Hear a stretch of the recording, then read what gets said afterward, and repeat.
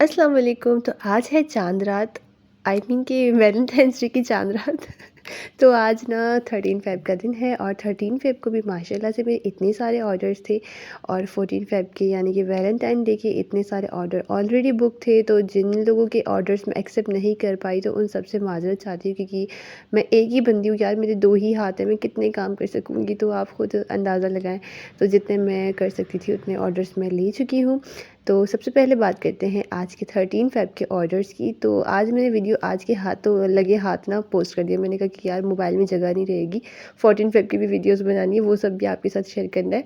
तो मैंने आज ना बस थक बहुत गई हूँ, लेकिन फिर भी चले वीडियो पोस्ट कर लिया आप लोगों के लिए। तो ये है मेरा डेयरी मिल्क फ्लेवर का चॉकलेट केक का ऑर्डर। तो इस स्पंज को मैंने बना के ना अब रख दिया है।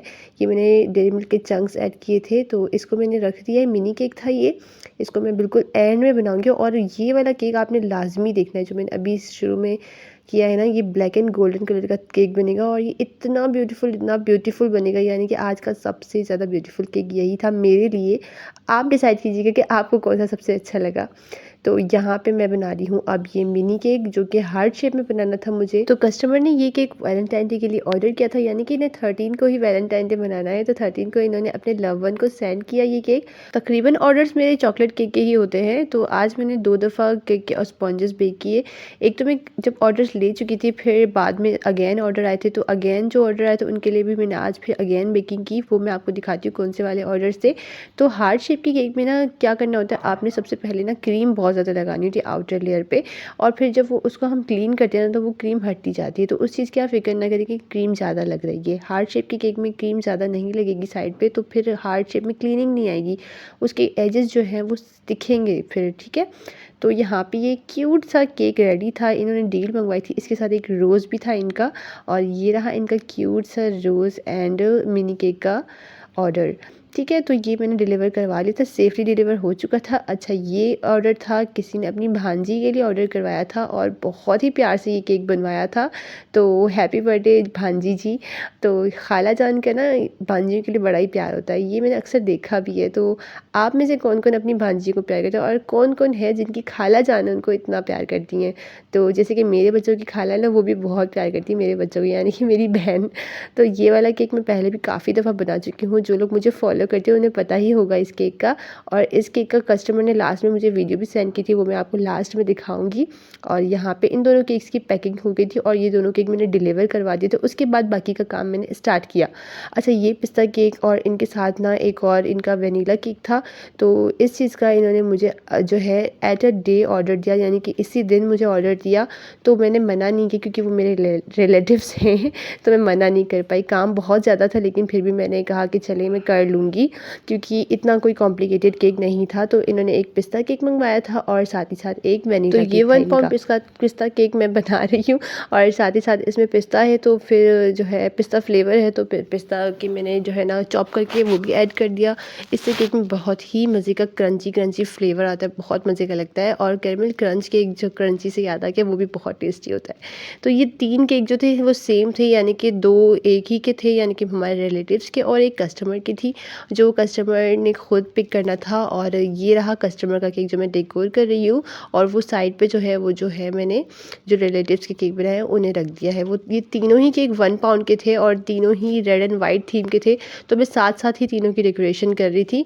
इसको मैंने टर्न टेबल पर रखा हुआ था, उन दोनों बेचारों को नीचे रखा हुआ था, और फिर उन दोनों को भी साथ साथ ही मैं डेकोर कर रही थी, क्योंकि फिर एक को करती दो और को करती, जब सेम ही थे तो मैंने सेम ही कर दिया। हाँ, डिज़ाइन में चेंजिंग है, एक साथ मैं आपको दिखा दूँगी लास्ट में। तीनों ही इतने ब्यूटीफुल लग रहे थे, बहुत प्यारे लग रहे थे। यानी कि ये एनिवर्सरी केक था इनका, और वो जो 2 केक थे जो हमारे रिलेटिव्स ने ऑर्डर किए थे, वो मेरे ख़्याल से इन्होंने ऐसे ही सेलिब्रेट करने के लिए।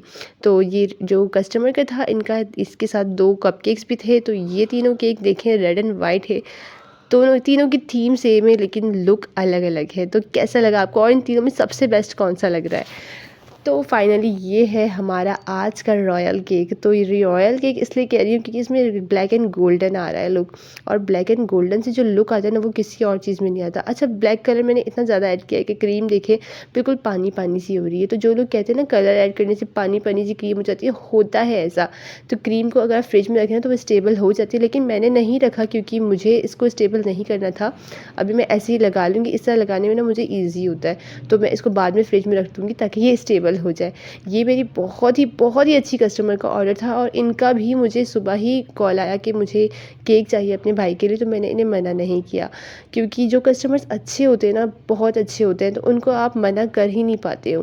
تو میں نے یہاں پہ ان سے جو پیمنٹ لی تھی اس سے زیادہ میں نے اس میں کام کر دیا, کیونکہ انہوں نے سارا مجھ پہ چھوڑا ہوا تھا کہ آپ نے بس ایک اچھا سا گولڈن اینڈ بلیک کلر کے تھیم میں کیک بنا دینا ہے میرے بھائی کے لیے. تو بس جب کسٹمر مجھ پہ چھوڑ دیتے نا تو پھر آپ بے فکر ہو جایا کریں, پھر کسٹمر کی کوئی ٹینشن نہیں, ساری ٹینشن پھر میری ہوتی. تو میں نے اس کیک پہ جتنا ہو سکا اپنے ایفرٹس لگا دیے. میں نے یہ نہیں سوچا کہ کسٹمر نے مجھے کتنے پے کیے, بس میں نے اس بات پہ دھیان رکھا کہ کسٹمر نے مجھ پہ کتنا بھروسہ کیا.